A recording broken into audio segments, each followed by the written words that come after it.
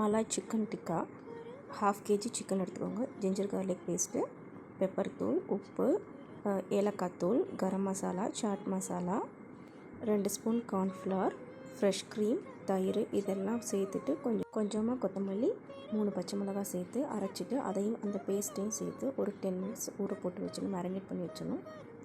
ஒரு கடாயில் எண்ணெய் சேர்க்காமல் இந்த மாதிரி ஊற வச்ச சிக்கனை போட்டு மூடி போட்டு ஒரு 10 மினிட்ஸ் வேக வச்சோன்னா இந்த மாதிரி தண்ணியெல்லாம் பிரிஞ்சிடும்.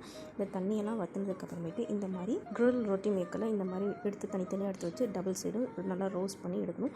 இல்லைனா நீங்கள் க்ரில் ஸ்டிக் கூட யூஸ் பண்ணிக்கலாம். இது கொஞ்சம் ஈஸியாக இருக்கும். தயிரும் ஃப்ரெஷ் க்ரீமும் நல்லா அடிச்சுட்டு இந்த மாதிரி அதே கடாயில் போட்டு நல்லா கிண்டிட்டு நம்ம க்ரில் பண்ணதை எடுத்து இதில் போட்டுட்டு சிம்மில் போட்டு ஸ்பூன் உருக்கின பட்டர், கஸ்தூரி மேத்தி சேர்த்தோம்னா டேஸ்ட்டு வேறு லெவல் அல்டிமேட்டாக இருக்கும்.